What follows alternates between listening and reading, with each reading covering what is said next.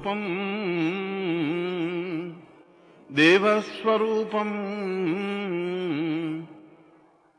नित्यान्वितं देवमदीवतुल्यम्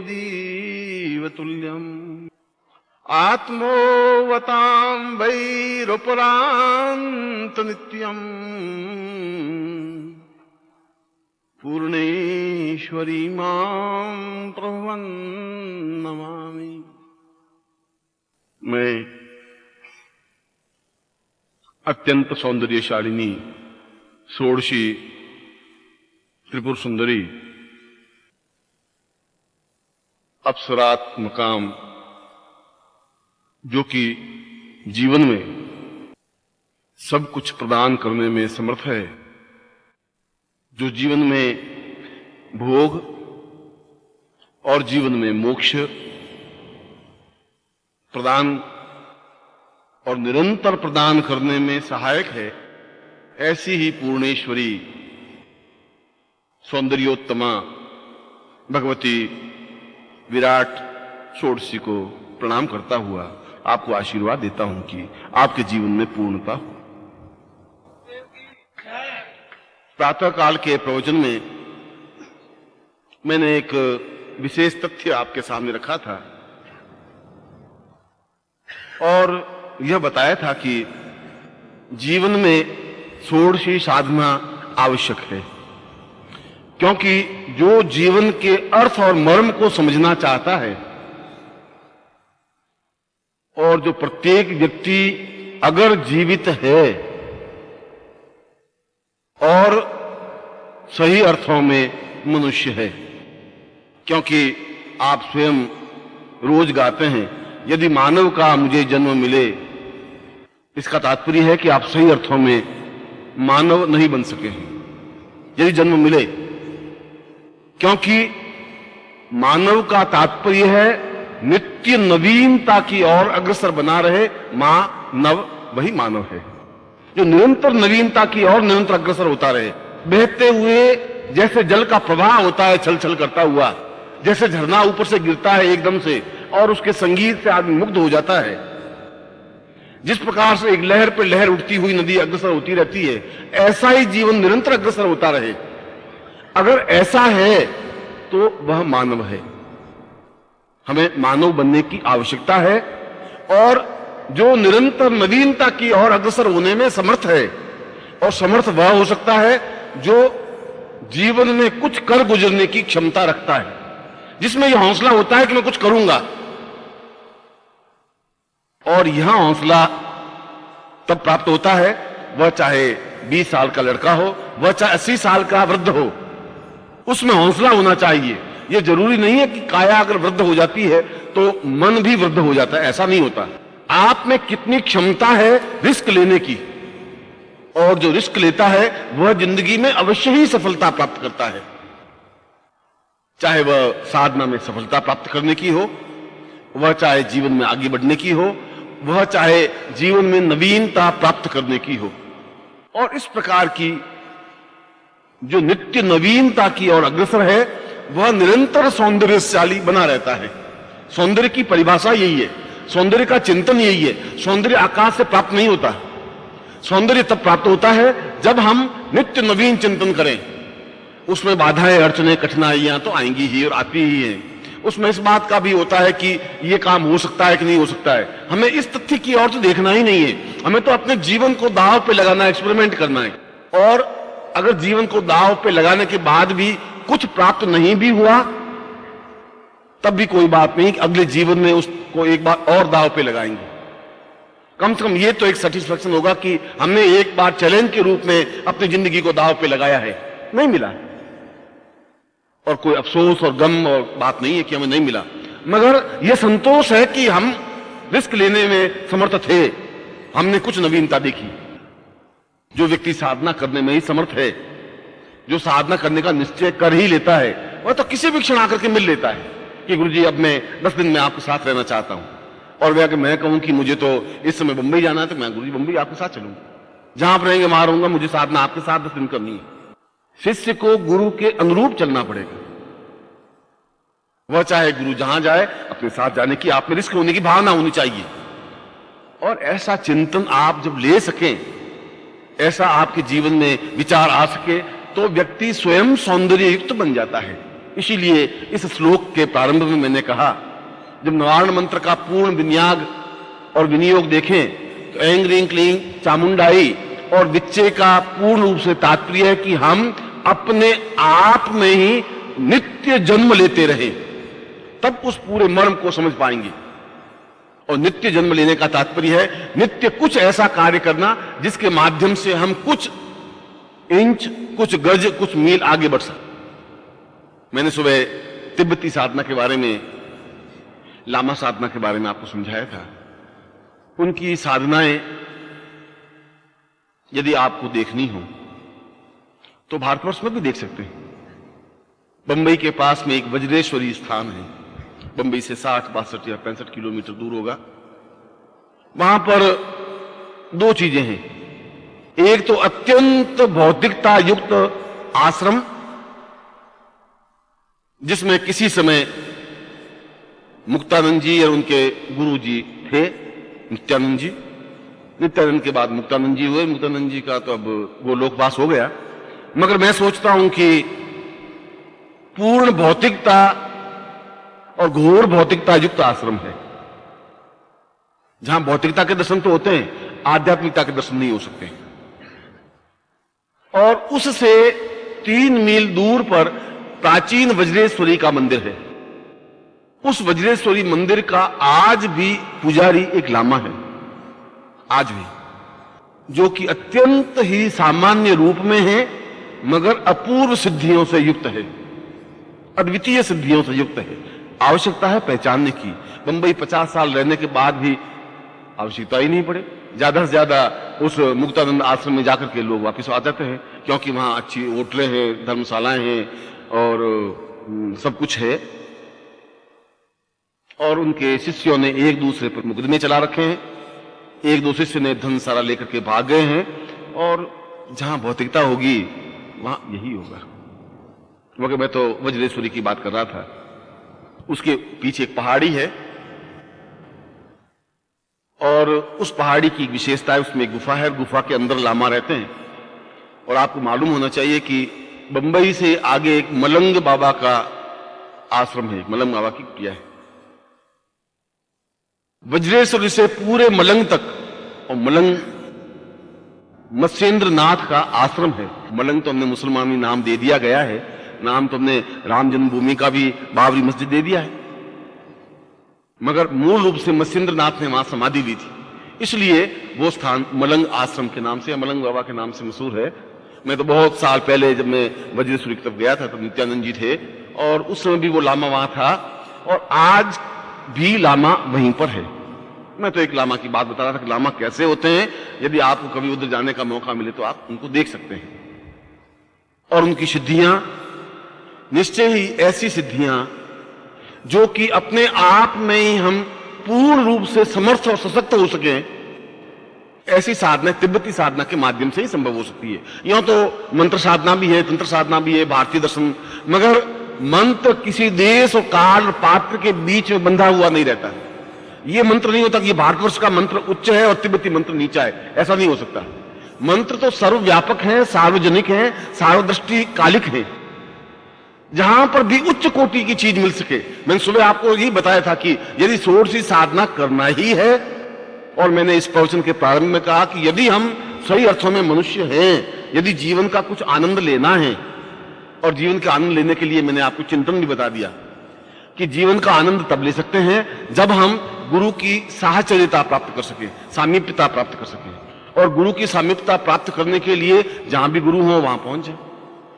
ये एक रिस्क है, इतनी आसान रिस्क कि ट्रेन में बैठ करके उनके पास पहुंचा जा सकता है। मैं आपको हिमालय और गिरी कंदराओं और वहां की तूफानों को और बर्फीली हवाओं की बात नहीं कर रहा, मगर इतनी छोटी तो रिस्क आपको लेनी ही पड़ेगी।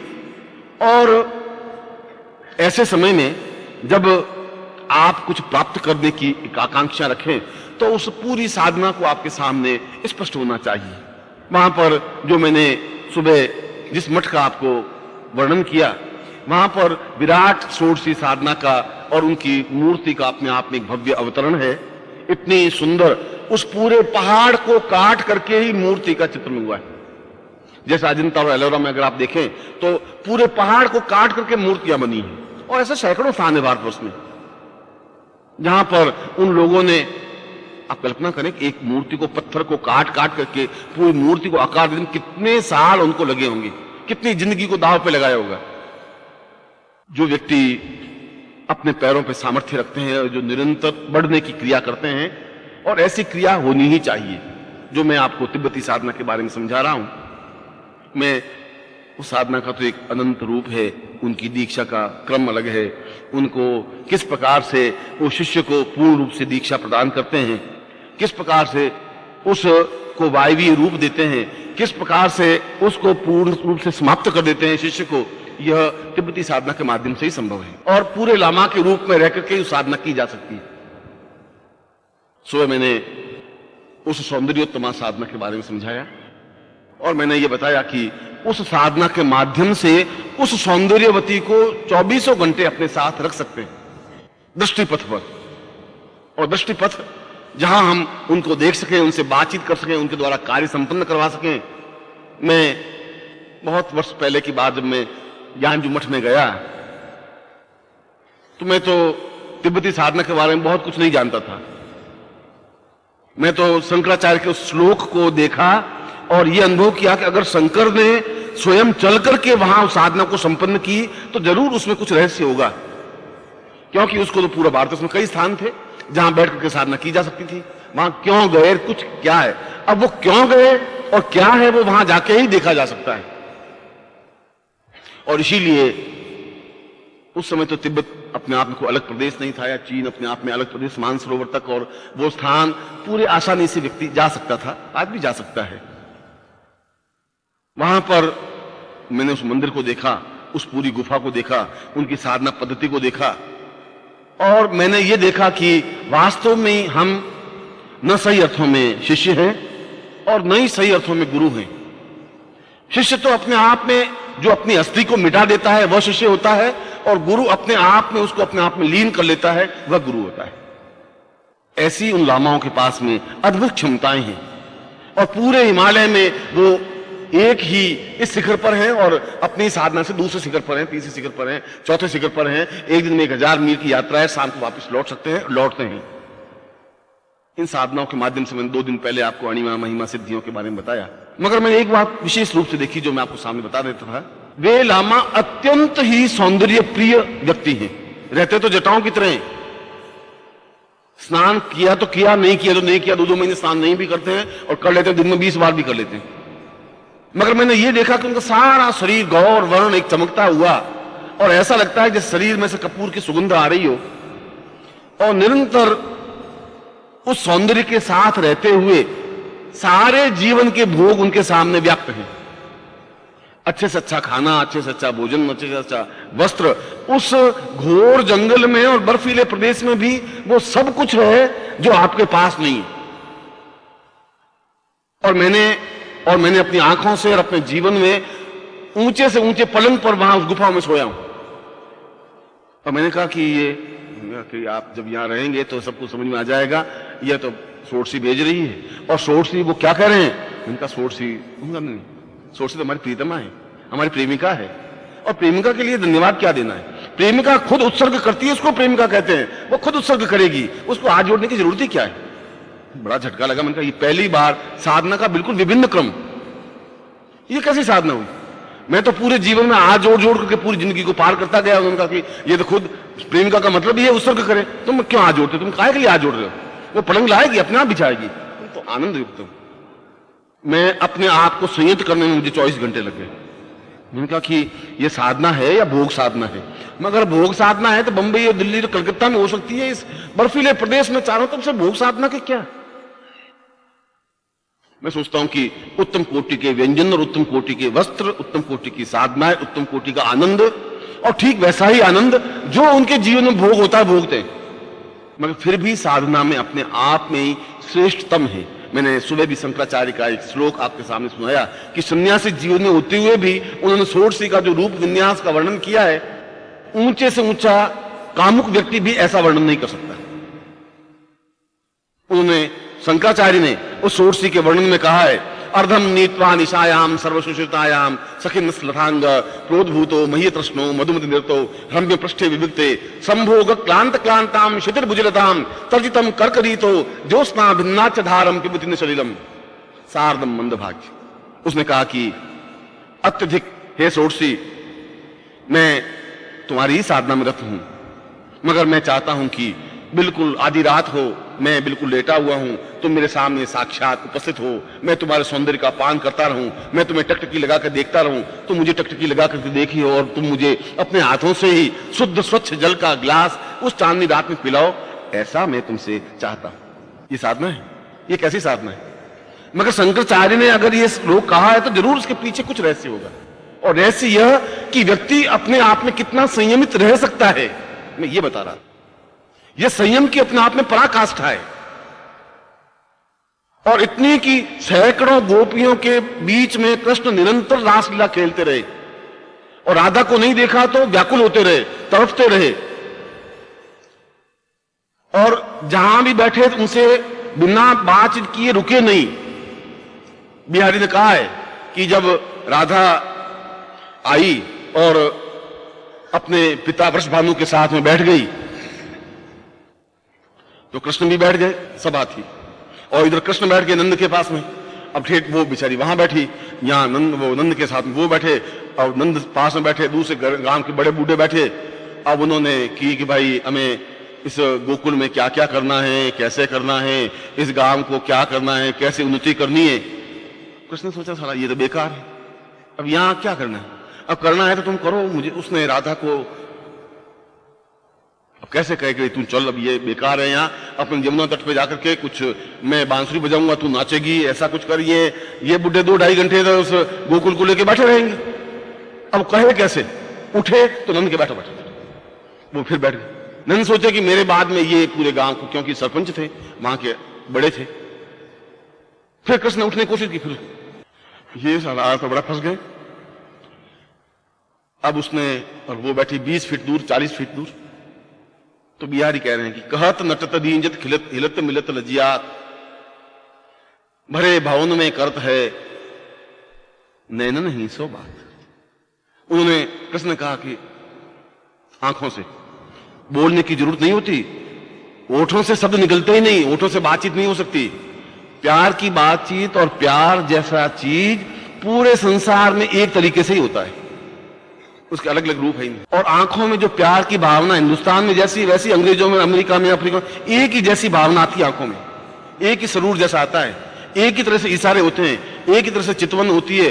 इसके लिए दूसरी परिभाषा ही नहीं है। जो आज से 5000 वर्ष पहले कृष्ण के टाइम में थी वो आज भी है, और हमारे अगली 25वीं पीढ़ी के बाद में वही होगी, इसमें कुछ परिवर्तन नहीं आ सकता। तो उसने कहा कहत चलो, उनको नटक दिमाग खराब है, ऐसे बैठे, वो मना कर रही है आंखों से, नहीं रिंजत जो कुछ हम चलो ना इसमें, अब साला हो गया तो हो गया। खिंजत, तुम पागल हो, बार बार कह रहे हो, कोई देखेगा। कहत नटत रिंजत खिंजत हिलत, क्या कर रही हो, ये बुड्ढों के बीच में बुढ़े हो जाएंगे अपन। मिलत लजियात, और वो लाज से अपनी आंखें झुका दी। इसका मतलब है कि लज्जाम स्वीकृति लक्षणम, जब स्त्री लाज करने लग जाए समझना चाहिए हां भरे भवन में करत है नैनन ही सो बात। मैं ये कह रहा था कि कृष्ण ऐसा व्यक्ति जिसने केवल रासलीलाएं खेली, और वह जब रवाना हुआ गोकुल से मथुरा की ओर, जब अक्रूर उसको लेने के लिए आए, उद्धव उसको लेने के लिए अक्रूर आए, तो रथ पर बैठे पीछे मुड़ की गोपियों को देखा ही नहीं, रवाना हो गए, क्योंकि किसी प्रकार से उनको वासनात्मक अटैचमेंट था ही नहीं। ऐसा सैकड़ों गोपियों के बीच भी योगी राज के रूप में कृष्ण रह सकता है, जिसको कहता हम योगम मंदे कृष्णवतम। कृष्ण तो पूर्ण योगी के भी योगी हैं, और कृष्णम मंदे जगत गुरुम, वो पूरे संसार के गुरु हैं। क्या इतनी स्त्रियों के बीच में रहकर के भी क्या वो गुरु पद रह सकता है? आज का गुरु तो अगर किसी स्त्री से अलग से बात कर ले तो, अरे भाई क्या हो गया, बात कर ली, मैं उससे बात कर रहा हूं तो उसमें यस गुरुजी, सब समझ रहे हैं सब।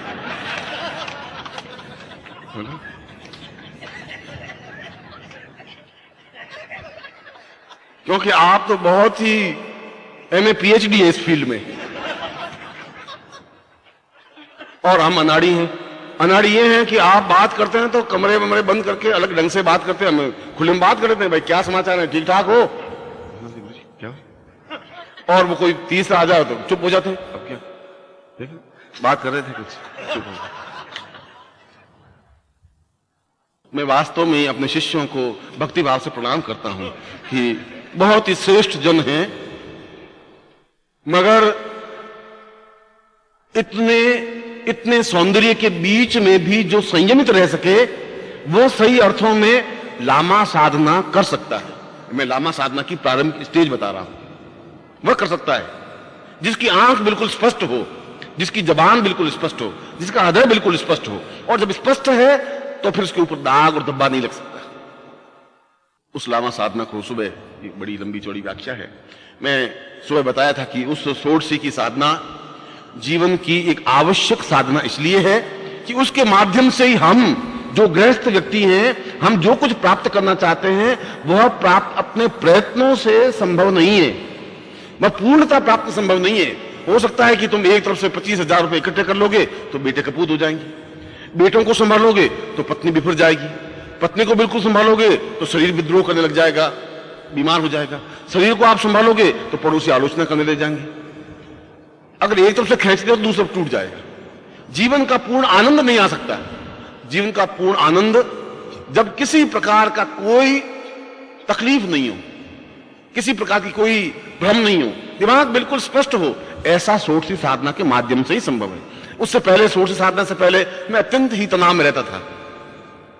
पूरे सन्यासी जीवन में भी इनका क्या होगा, इस जीवन का कैसे होगा, घर पे पत्र लिखा ही नहीं है, पत्नी का क्या होगा, वो तो केवल बेचारी 12-13 साल की थी, उसके बाद में क्या स्थिति है, ऐसे चिंतन आते रहते थे। मैं षोडशी के बाद में समझा कि वास्तव में जीवन में पूर्ण आनंद और पूर्ण सिद्धियां प्राप्त हो सकती है केवल एक षोडशी साधना के माध्यम से, जिसको मैंने विराट षोडशी साधना कहा है, और वह लामा साधना के माध्यम से ही संभव हो सकता है। जो मैंने आपको यंत्र दिया है, जो मैंने आपको माला दी है, वह यंत्र अपने आप में अत्यंत मूल्यवान है। मूल्यवान इसलिए कि यदि हम उसको समझ सकें, यदि हम समझे ही नहीं, यदि हम केवल आलोचनाएं प्रिय हैं, तो हम जीवन में कुछ प्राप्त कर भी नहीं सकते, क्योंकि वह वस्तु अपने आप में अत्यधिक मूल्यवान है, इसलिए कि वह वस्तु मैंने आपको दी, ये इसलिए मूल्यवान है। मैंने सुबह यह बताया था कि शाम को मैं इसका पूजन करवाऊंगा। मैं आपको पूजन करवा देता हूं, मगर पूजन करने से पहले आपको 5 बातें उस लामा साधना के बारे में समझ लेनी चाहिए, तभी आप इस साधना को करेंगे। मैंने ये बताया केवल एक रात में ही आपको अनुभव हो जाएगा। मैंने आपको 5 साल 25 साल का नहीं बताया। यदि उसकी क्रियात्मक पक्ष बिल्कुल सही हो, और बिना क्रियात्मक पक्ष के उसमें अनुकूलता आ ही नहीं सकती। इसके लिए, इस साधना के लिए व्यक्ति अपने अनुकूल और आनंद प्रिय वस्त्र धारण करके बैठे। यदि गृहस्थ है तो बिल्कुल धोती कुर्ता और उसके ऊपर जैकेट अगर पहनी है, जैकेट और ऊपर इत्र का फुहारा लगा करके और बालों में सुगंधित तेल लगा करके, आंखों में सुरमा लगा करके बैठे। अगर सुरमा लगाना आपको बहुत अच्छा लगा, ऐसा जिसमें आप दूसरों को रिंझा सकें। मैं मुंबई की घटना आपको एक बार सुनाई थी। मैं एक बार, आज से करीब 15-14 साल हो गए, उस समय बंबई से मैं बहुत अधिक परिचित नहीं था, बंबई मुझसे परिचित नहीं थी, ज्यादा नहीं थी। और मेरा बहन का लड़का था, वो बहुत ही बीमार हो गया, तो उसको मुझे जसलोक हॉस्पिटल में दिखाना था। तो जसलोक के जो मालिक हैं वो सिंधी हैं, उसका नाम है लोकुमल और उनकी पत्नी का नाम है जसोदा। तो जसोदा से तो बन गया जस, लोकुमल से हो गया लोक, इस प्रकार से उसका नाम पड़ा जसलोक। वे लोकुमल जी परिचित थे। मैंने उनको पत्र लिखा, पोस्ट कार्ड की, मैं उनकी चिकित्सा करवाना है, पर मेरे पास इतने पैसों की व्यवस्था नहीं है कि मैं जसलोक में मैं इलाज करवा सकूं। उनका कि गुरुजी आप आ जाइए, आप चिंता मत करिए। खैर मैं उनको लेके गया। अब रहने की, अब तो कई शिष्य हो गए, अब तो कहीं भी रह जाएं, और उस समय रहने की प्रॉब्लम थी। तो एक सारे अपने पोथी पत्र टटोले तो एक एड्रेस मुझे मिला कि भाई ये मुंबई में रहने वाले। तो मैंने उनको लेटर लिखा, मैंने कहा भाई तुम्हारे यहाँ ठहरेंगे, इलाज में 5-7 दिन लग सकते हैं और कोई ठहरने की व्यवस्था नहीं है, तो आपके यहाँ ठहरेंगे। उनका बेचारे का तुरंत जवाब आया कि गुरुजी आप आ रहे हैं, मेरी बड़ी कृपा है, आप पधारिए, मेरे घर में रुकिए, मगर हम तो फ्लैट में रहते हैं, 2 कमरे हैं गुरुजी।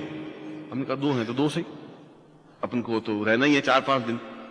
मैं और अपनी बहन और उस भांजे को लेकर के मुंबई चला गया और उस व्यक्ति के यहां ठहरा। वो व्यक्ति 2 कमरे थे, एक कमरे में उनके सामान वामान और सब पत्नी वगैरह बच्चे वगैरह उसी कमरे में सोते थे। एक कमरे में वो खुद भी सोता था और अपना एक साधना कक्ष, छोटा सा कमरा, छोटा सा एक अलमारी सी थी, उसमें बना रखी थी। मुझे कहा गुरुजी आप यहां सो जाइए। मैं और वो उनकी वाइफ के पास मेरी बहन सो गई, भांजा सो गया, मैं वहां सो गई। रात्रि को करीब 3:30 या 4 बजे होंगे कि जोरों से आवाज आई। मेरी नींद बहुत ही तुरंत खुल जाती है, यदि थोड़ी सी आहट होती है तो मैं आंख खुल जाती है मेरी, और आंख खुलते ही पूर्ण चैतन्य बन जाता हूं कि क्या स्थिति है, ऐसा 2 मिनट में आंख मसला और ऐसा कुछ नहीं होता है। तो उसने आवाज आई तो मैं तो जमीन पर लेटा हुआ था। अब उस 10 बाई 10 के कमरे में पलंग और कहां से खाट आएगी, तो जमीन पर लेटा हुआ था, तो मैं आंख खोली तो एक औरत बैठी। फिर मैंने कहा कि मैं सोया तो औरत थी नहीं, ये औरत कहां से आई? मैंने कहा आई होगी। और मैंने कहा कि या तो कोई सोच सी साधना ही नहीं, न रात को सोच सी साधना की, ये सोच सी आई कहां से? और रात को 3 बजे। और वो कहे अच्छा अच्छा प्यार करेगा, प्यार करेगा, कर ले प्यार, कर ले प्यार, आया नहीं तो आया नहीं, तू चित चोर, तू चित चोर, तू रात को नहीं आता, तू रात में, मैं रात में इंतजार करती हूँ रात में, हाय रे हाय रे। अरे मैंने कहा साला ये 3 बजे हाय रे। अब मैंने कहा अब उठो मत, अपन पड़े रहो। अब पड़े पड़े देखो तो सही कि ये रात को 3 बजे किसको बुला रहा है, कहा सामने को दिखाई नहीं दे रहा है, कमरा तो इतना ही है। अपन भी थोड़ी आंख बंद किए, वापस पांव पसार के लेट गए, आंख थोड़ी सी खुली रखी। हमने कहा भाई अब देखें। फिर उसने कहा कि तू नहीं आएगा, तू नहीं आएगा, मेरा दिल धड़क रहा है, मेरा दिल धड़क रहा है, तो मेरे दिल की पाती कब सुनेगा, तो दिल की पाती कब सुनेगा। 1 बार 2, फिर अपनी चूड़ियों को खनखनाया, फिर पैरों के झांझर को खनखनाया, फिर सीने को खनखनाया, फिर बैठ गई। आवाज मर्दानी, बातें जनानी। अरे मैंने कहा कि ये तो बिल्कुल एक नवीन तथ्य, भाई औरत की आवाज तो होनी चाहिए। तो चलो जिंदगी में ये तो है भाई, कमरे में एकदम से रात को कोई औरत एकदम से आ सकती है, थोड़ी ये तो आवाज बिल्कुल मर्दानी। मैंने कहा अब क्या करें, कुछ इस गुत्थी को, इस साधना के रहस्य को समझे तो सही कि जीवन में इतना संन्यास जीवन ले लिया, इतना भटक गए, ये सारी साधना ही समझ में नहीं आई। ये कैसी 3 बजे उठ करके कैसी साधना है। हम फिर भी थोड़ा सा आप ऊपर के ओढ़ने का था, थोड़ा एक तरफ किया, थोड़ी आंख खोल के देखी तो उसने कहा कि कल तू कितना अच्छा था, कल तेरा चेहरा कितना अच्छा था, मैं तुमसे लिपटी थी तो कितनी सुंदर लगती थी, हाय रे हाय, ओहो हाँ, मेरी सिस्कारियां बंद ही नहीं हो रही। मैंने कहा कि ये साधना अपन को समझनी पड़ेगी, रात अब उठना पड़ेगा, और ये चीज अलग है, ये एबनॉर्मल चीज है। मैं बैठ गया पीछे, बिल्कुल आवाज किए, थोड़ा सा आगे पलटा तो मूछे उनकी पूरी लगाई हुई, और यहाँ बाल गूंथे हुए, यहाँ बिंदी लगाई हुई, काजल, यहाँ झुमके डाले हुए, हाथ में चूड़ियां, यहाँ करदनी, घाघरा पहना हुआ, ऊपर ओढ़ना ओढ़ा हुआ, यहाँ कंचुकी पहनी हुई, पैरों में झांझर। हाय रे हाय, तू आया ही नहीं, कहाँ गया रे, कहाँ गया, तू ये क्या कर रहा है, तू क्या कर रहा है? अब आप कल्पना करो कि सोड़ सी सुंदरी के मूछे आई हुई हो,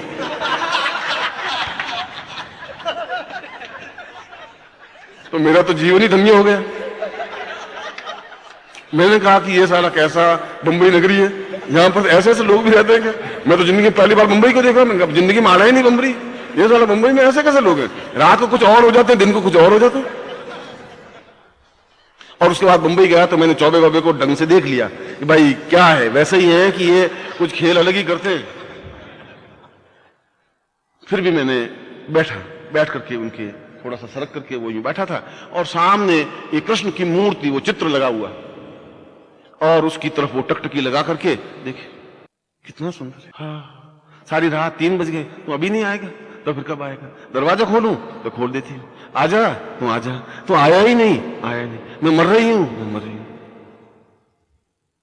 मैं उनके पास में जाकर बैठा था, वो मेरी तरफ ध्यान ही नहीं दे, वो अपनी उसी रिंझाने में, और फिर उसके बाद में खड़ा हुआ और खड़े होकर उसने नाचना क्रिया शुरू की, हाथ हिलावे और घाघरा पूरा घुमावे और फिर ओढ़ने को सरक जावे, फिर ओढ़ना ऊपर लावे, फिर ओढ़ने को नीचे लावे। 4-6 बार उसने यूं कहा कि नारायण दत्त, अपन सूर्योदय तक तो यही रुकना जरूरी है, अपन को और कोई रास्ता ही नहीं। ये साला कमाल है। अब मैंने अपने जितने पोथी पत्रे थे, वेद पुराण उपनिषद, विश्वामित्र साधना, वशिष्ठ साधना, ऐसी साधना कहीं दिखी नहीं। मैंने कहा सर ये क्या साधना है, कहां से साधना आई, कहां से? खैर उसने वो घंटे भर तक उसको पायल घुमाती रही और घूमता रहा और नाचता रहा, चूड़ियां खनकाती रही और तू आएगा नहीं, तू ऐसा नहीं करेगा, मेरी सारी कंचुकी भीग गई, रोते रोते मेरा हाल बेहाल है, तू मेरे दिल की धड़कन कब समझेगा, तू आता नहीं, और मैं तुझे लेके रहूंगी और मैं दुनिया की परवाह नहीं करूंगी, मैं ऐसा करूंगी, मैं तेरे साथ भाग जाऊंगी, तू आजा चिपचोर। खैर उसके बाद में नहीं आएगा, अब देख लिया, अब तो नहीं आएगा। खैर कल तो आएगा ही आएगा, कहां जाएगा?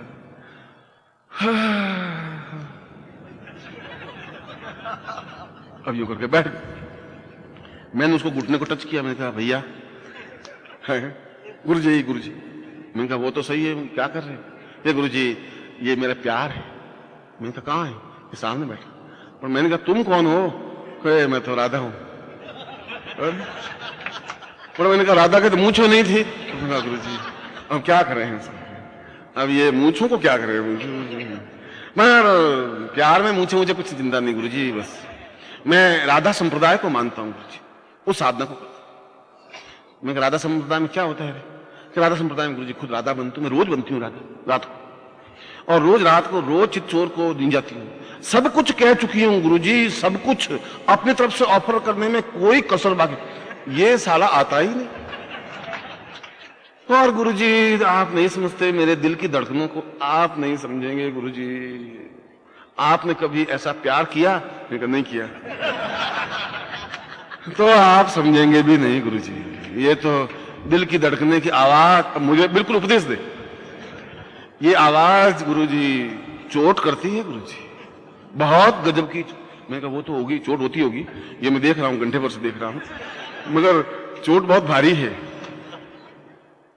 खैर उसने वो अपना सारा बेचारा ने फिर उठा, फिर ओढ़ना उतारा मेरे सामने, फिर कंजुकी खोल के उतारी, फिर घाघरा उतारा, सब उतार करके फिर अपना कच्चा बच्चा पहन करके और पाजामा पहन करके, हाँ गुरुजी अब आप बोलो। मैं अब कुछ बोलना नहीं, अब सबको समझ में आ गए। अब कुछ बोलना नहीं। सुबह उसकी पत्नी चाय वाय लेके आई। मैंने कहा कि गुरुजी ये दिन को अपने काम पे लगे थे, सारी रात चीखते रहते हैं गुरुजी, मुझे नींद लेने, मेरे पास 1 मिनट भी नहीं आया पूरी जिंदगी में गुरुजी, एक बच्चा नहीं है मेरे, आपको देख लो। अब ये रोज तू आ जा। अब गुरुजी मैं क्या करूं, आप कुछ तो समझाओ गुरुजी, हम बंबई में, मैं तो दुखी हो गई। मैंने कहा कि कमाल हो गया ये तो मैंने उसको, मैंने कहा भाई तू शादी की नहीं? कर दी गुरुजी। फिर शादी करने के बाद उसने कहा गुरुजी टाइम ही नहीं मिलता, दिन को मैं अपना काम करता हूँ, रात को प्यार को बुलाता हूँ और वो आता ही नहीं। मगर आएगा जरूर गुरुजी, जरूर आएगा, ये तो मेरे दिल की आवाज है, मैं जानता हूँ गुरुजी, वो जरूर आएगा। और आएगा तो फिर मैं ऐसा करूंगी, फिर वैसा करूंगी। वो आधे घंटे तक वो चाय के प्याले के साथ अपना भजन मंडल पूरा करता रहा। ऐसी साधना भी सोच सीखी की जा सकती है यदि आप चाहें। मैं यूं कह रहा हूं, अपने आप को पूर्ण लीन क्रिया करने के साथ, मगर अपने आप में तटस्थ रहते हुए, निर्विकल्प, किसी प्रकार का उसके मन में विकार नहीं हो, मन में किसी प्रकार का उद्वेग नहीं हो।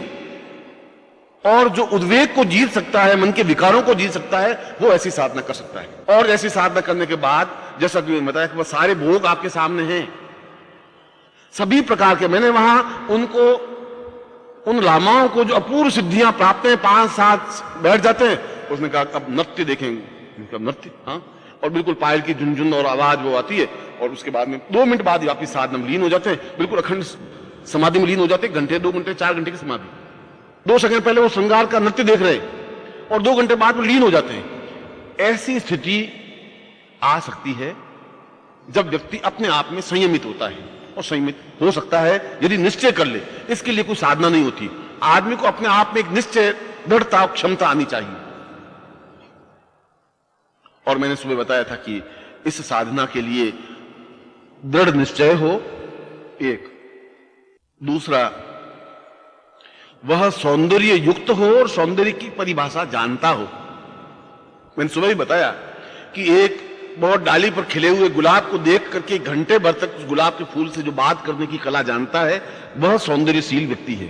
सौंदर्यशील का मतलब यह नहीं होता कि दुबला पतला हो या बहुत मोटा हो या बहुत चिकना चेहरा हो या रफ चेहरा हो, यह कुछ वैल्यू नहीं रखता। जो उस गुलाब के पुष्प से बैठा बैठा एक घंटे भर तक बात कर सकता है, नदी की गुनगुन की उस बहती हुई लहरों को मतलब संगीत की तरह सुन सकता है, जिसका हृदय कमल खुला हुआ है, वह ऐसी साधना कर सकता है। और तीसरा मैंने बताया कि क्रोध मुद्रा के माध्यम से ही साधना करनी चाहिए। वीरासन में बैठ करके और क्रोध मुद्रा हो।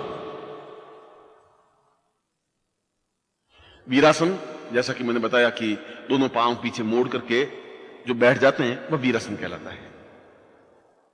और क्रोध मुद्रा, पांचों उंगलियों को पूरी तरह से फैला करके और घुटनों के ऊपर रख करके और पूरी आंखें खोल करके इस साधना को संपन्न की जाती है। केवल आप 1 घंटे भर की साधना करिए, केवल 2 घंटे की साधना करिए, आपको निश्चय ही इस प्रकार की ध्वनियां, इस प्रकार की दृश्य गारंटी के साथ दिखाई देंगे ही। पूरी साधना का तो अपने आप में एक अद्वितीय है, मगर 1 घंटे 1.5 घंटे की साधना मंत्र जाप के माध्यम से ऐसा संभव है।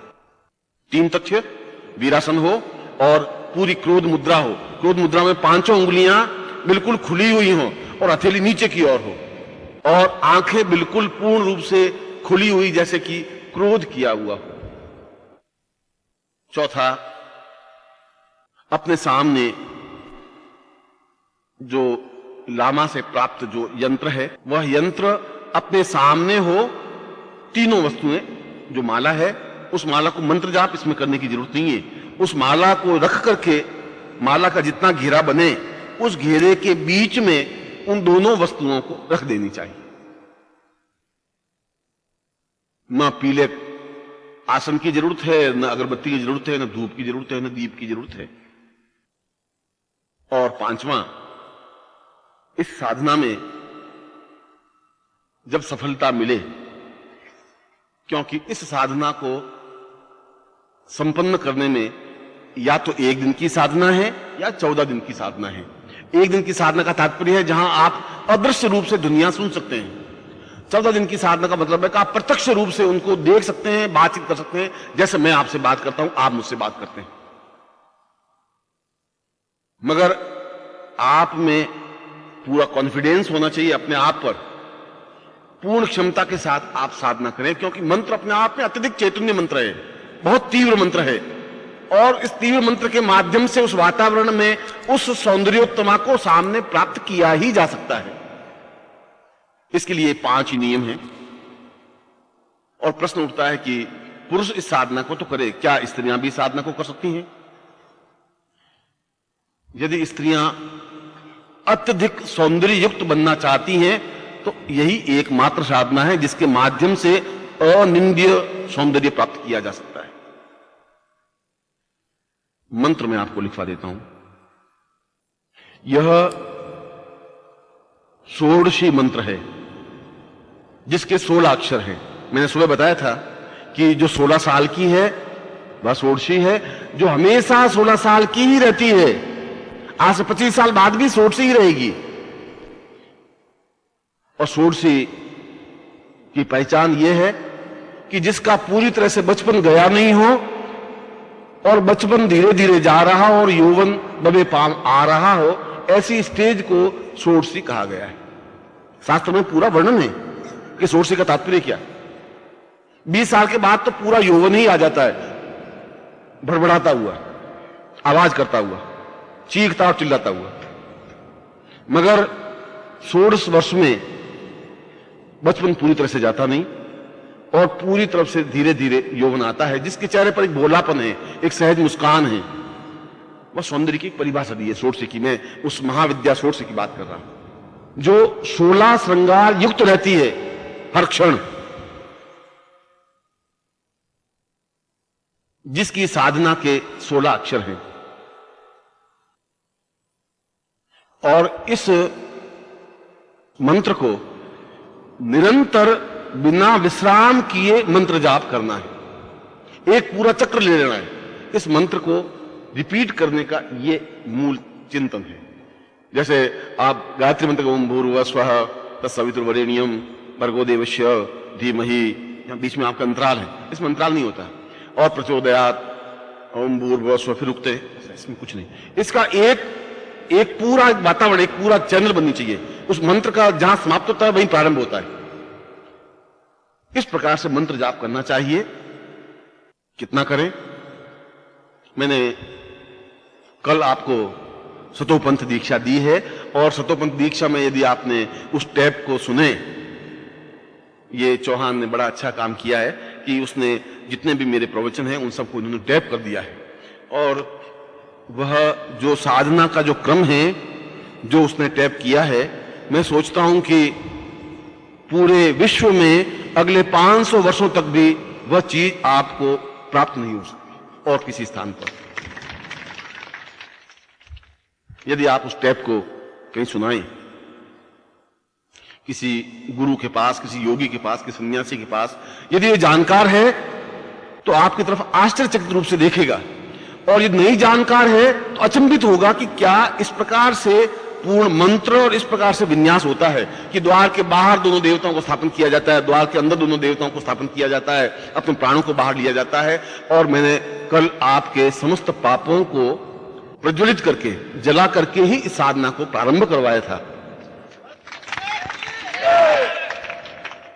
ये अलग बात है कि उसके बाद आप मन, वचन और कर्म से कितने पवित्र रह पाते हैं और कितना और दोष अपने ऊपर लादने की क्षमता है, वो अलग है। क्योंकि बाद में फिर आपकी तो प्रवृत्ति, आदत, स्वभाव वैसा ही है। इसलिए निर्मल रहने की क्रिया होनी चाहिए। इसलिए मैं इस साधना को आपके सामने रख रहा हूं। यह साधना जो पैकेट आपने लिया, यहां भी साधना कर सकते हैं, यह साधना आप घर पे जाकर भी कर सकते हैं यदि चाहे। यह पैकेट कहीं से भी प्राप्त कर सकते हैं, मगर साधना का क्रम और तरीका यही होगा। इसकी एक सिटिंग में उन्होंने कहा है कि 2.5 प्रहर तक मंत्र जाप करें। एक प्रहर 24 मिनट का होता है। प्रहर की 3 परिभाषाएं हैं, प्रहर के 3 अर्थ हैं। एक तो 4 प्रहर का मतलब है पूरी रात को 4 भागों में बांट लेना, उसको भी कह रहे हैं। पहला प्रहर, दूसरा प्रहर, चौथा प्रहर। और ज्योतिष की दृष्टि से एक प्रहर 24 मिनट का होता है। इसका मतलब 24 2 48 और 12 60, 1 घंटे की साधना है। 1 घंटा अहर्निश कंटिन्यूस उस मंत्र जाप को करें, और यह बहुत ही इजी और संभव है, इसमें कोई डिफिकल्टी नहीं है। 1 घंटे तक आप बोल सकते हैं अगर निश्चय कर लें कि नहीं, मैं उसके पहले हिलूंगा नहीं, निष्कंप भाव से करूंगा ही, और इसमें कोई संकोच नहीं है, इसमें कोई दोष भी नहीं है। मगर 1 घंटे के बाद गारंटी के साथ आपके सामने बिंब स्पष्ट होने लग जाएंगे। वह दृश्य, षोडशी का दृश्य, जैसे आपके सामने बहुत ही सजी हुई सुंदर एक षोडशी बैठी है, बातचीत कर रही है, खड़ी है, उसकी सुगंध महसूस कर सकेंगे। कई भी तरीके से अनुरक्त करने का मतलब है रोज 1 माला मंत्र जाप, चाहे 5 मिनट, 7 मिनट, 10 मिनट, 24 मिनट या 12 मिनट या 6 मिनट, उसी क्रम से। मंत्र के अक्षर में लिखवा देता हूं। इस मंत्र के 3 वर्ण छेद हैं। 3 वर्ण छेद का मतलब है 3 अनुस्वार हैं। 3 जगह आपको म की ध्वनि के साथ बोलना है, बाकी कहीं पर भी कोई अलग ध्वनि नहीं है, क्योंकि स्वर या केवल व्यंजन अपने आप में सीधा ही स्वर, क को हम क ही कहते हैं, मगर क हमेशा कंठ से बोला जाता है। क, ख, ग, घ, ड़, ये कंठ के बिना आप कंठ को पकड़ लें, ये आवाज, ये 5 अक्षर नहीं निकाल सकते। च निकाल सकते हैं, बाकी अक्षर निकाल सकते हैं, ये नहीं निकाल सकते। और च, छ, ज, झ, य, यह दांतों से ही बोला जा सकता है। अगर दांत जिसके नहीं होते वो सही ढंग से च नहीं बोल सकते। और प, फ, ब, भ, म के लिए अनिवार्य है कि आपके दोनों ओठ मिलें। बिना होठों को मिलाए आप प फ ब बोल ही नहीं सकते। क बोल सकते हैं, च बोल सकते हैं, दूसरे कोई भी व्यंजन बोल सकते हैं। प फ ब भ म, एक ही लाइन के 5 अक्षर। ये एक विन्यास है। इन शब्दों के पीछे भी एक पूरा चिंतन है कि कौन सी ध्वनि कहां से बोली जाए। इसलिए अब आप इस कंफ्यूज में मत पड़िए कि यह क मेरा कंठ से निकल रहा है कि कहां से निकल रहा है। गुरुजी ने कंठ मंठ बता दिया सारा, ये बीच में अड़ंगा डाल दिया। बाकी सब गुरुजी बता देते, बीच में अड़ंगा जरूर डाल देते। मैंने अड़ंगा डाला नहीं है, मैंने तो ये बताया है कि क तो कंठ से ही निकलेगा और कहीं से निकल ही नहीं सकता। और यदि आपके दांत नहीं हो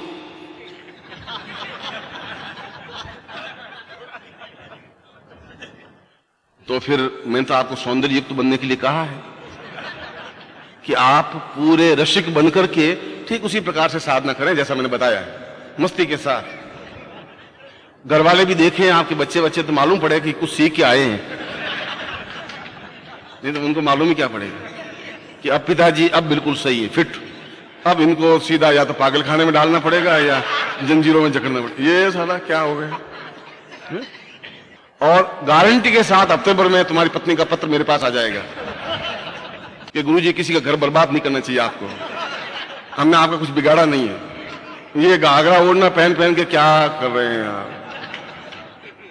मैंने कहा कि आपको पूर्ण पौरुष युक्त बैठना है, और आसन कुछ भी हो, दीप कैसा ही हो या नहीं हो, अगरबत्ती हो या नहीं हो, दिशा कौन सी, इसमें कुछ नहीं। इसमें केवल इन वर्णों को कंटिन्यूस बोलने की क्षमता है, बस खत्म। और वे दोनों यंत्र आपके बिल्कुल सामने हो, क्योंकि उस यंत्र की टंकार और ध्वनि आप गारंटी के साथ सुनेंगे ही। कहां सुनेंगे? जब आपका उस पूरे 24 मिनट के बाद आवाज बिल्कुल उस यंत्र में से सुनेंगे ही, ये गारंटी है। क्योंकि 3 वर्ण है, इसमें भी 3 वर्ण है, 3 जगह म की ध्वनि है, और इस पूरे घंटे में भी 24 मिनट के बाद पूरी आवाज आएगी ही। जहां निस्तब्धता होगी, जहां बिल्कुल पिन ड्रॉप साइलेंस होगी, तो हम आवाज सुन सकेंगे। इसलिए क्रोध मुद्रा में बैठ करके, नेत्रों के माध्यम से, उंगलियों के माध्यम से वीरासन में बैठते हुए इस मंत्र जाप को करना है। मंत्र में अपने गुरुमुख से बोलना चाहिए, इसलिए सुना देता हूं, बाकी आप बोर्ड पे देख लें। एंग अ ल रीम स क ल व एंग ल क स रीम प न रीम। इसमें 3 रीम है। मैंने बताया कि 3 इसमें वर्ण विन्यास है। जब मैं अगर इनके एक एक अक्षर को अगर आपके सामने व्याख्या करूं, तो प्रत्येक अक्षर एक सौंदर्य की परिभाषा को स्पष्ट कर रहा है। और शंकराचार्य ने अपने 51 श्लोकों में प्रत्येक अक्षर को लेकर के बताया है कि काजल अगर लगाया जाए तो कैसे लगाया जाता है, काजल का मतलब और तात्पर्य क्या है। अब उसके गूढ़ार्थ फिर और अलग है। खैर, इस मंत्र का आपको उच्चारण करना चाहिए, और इस मंत्र के माध्यम से ही हमारे राजस्थान में एक दोहा है, और दोहा यह है कि सिंह गमन, शेर जिस रास्ते से जाता है पीछा नहीं मुड़ता। शिकारी सामने आता है तो शिकारियों के ऊपर झपट्टा मार के आगे निकल जाता है, इसलिए शेर है। गीदड़ मुड़ करके भाग जाता है, कुत्ता मुड़ के भाग सकता है, शेर नहीं भागेगा। बंदूक लिए आप सामने खड़े हैं, तब आपके ऊपर से छलांग लगा के ही जाएगा वो। सिंह गमन सुपुरुष वचन, भला आदमी एक बार बोल दिया तो एक बार ही बोलेगा, दूसरी बार नहीं बोल सकता। और कदली फले एक बार, तिरिया तेल अमीर अठ चढ़े न दूजी बार। दूसरी बार तो मंत्र बोलूंगा ही नहीं, एक बार बोल दिया। अगर मुझे सुपुरुष रहना है तो एक बार ही बोलूंगा, बाकी तो बोर्ड पे आप देख लें। मैं सोचता हूं कि यह आपके जीवन की एक अद्वितीय साधना है। क्योंकि इसलिए अद्वितीय साधना है कि यदि हम आगे का पूरा जीवन आनंद के साथ व्यतीत करना चाहें, यदि आप रोग युक्त, अभाव युक्त, दुख युक्त, वेदना युक्त करना चाहें तो वो जीवन आपका चल रहा है। मगर आनंद युक्त जीवन व्यतीत करना चाहें तो इस और कोई कठिन साधना नहीं है। 1 घंटा बहुत डिफिकल्ट नहीं है, 14 दिन बहुत ज्यादा दूर नहीं है, और 1 दिन में ही आपको यदि आवाज स्पष्ट सुनाई देगी ही, गारंटी के साथ देगी ही। क्योंकि ये सारे यंत्र पूरे लामा वामांग के उस साधना से सिद्ध हैं। इस प्रकार से सिद्धिप्रद यंत्र बन नहीं सकते, बनाए नहीं जा सकते, अब यूं तो आप किसी भी चीज को किसी भी रूप में कह सकते हैं। मैंने आपको प्रारंभ में कहा था कि जो व्यक्ति जैसा होता है उसके ओठों पर वैसे ही शब्द होते हैं। यदि आपके कहीं फ्रॉड है मन में तो आपके ओठों पर फ्रॉड होगा कि सब कुछ फ्रॉड है।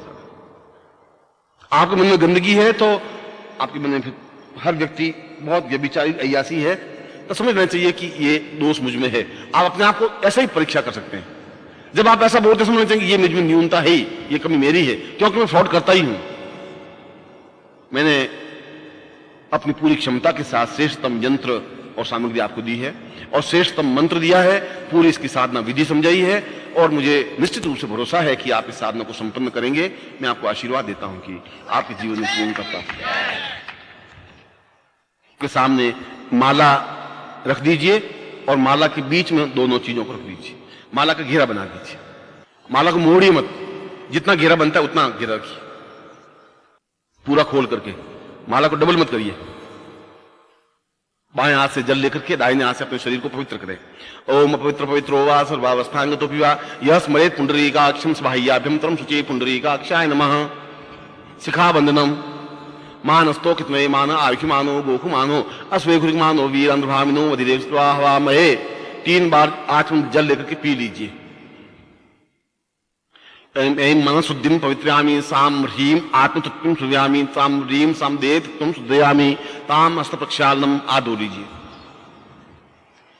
शिखावंदनम छोटी गांठ लगा दी। आत्म जल लीजिए। संकल्प ओम विष्णु विष्णु विष्णु भारत से बलखंडे जम्मूदीपे शालिमान साके बुद्धावतार संस्कृत को 2045 रविवास रे अप्राप्त लक्ष्मी प्राप्त संप्राप्त लक्ष्मी श्रीकाल सुधानु शकल कामना सिद्धम लोके वासे भाईराज द्वारे सर्वत्र यश विजय लाभादि प्रसवारिस्य सपुत्रस्य सबान्धुस्य अखिल कुटुंब सहितस्य सबसो समस्त भय व्याधि जरा पीड़ा मृत्यु परिहार द्वारा आयु धाम अमुक गोत्रोत्पन्नो हम अमुक शर्मा हम ताम पुण्य लामा वामांतिम पूर्वा लामा सिद्धिमति लामा मंत्रेण स सौंदर्य तमाम षोडशी महत् षोडशी मामती लघु षोडशी ताम मध्य षोडशी ताम पूर्ण विराट सौंदर्य शांति शांति मम प्रत्यक्षम भव ताम गुरु साक्षिणे ताम संक्रम तुभ्यम संप्रदय। छोड़ दीजिए।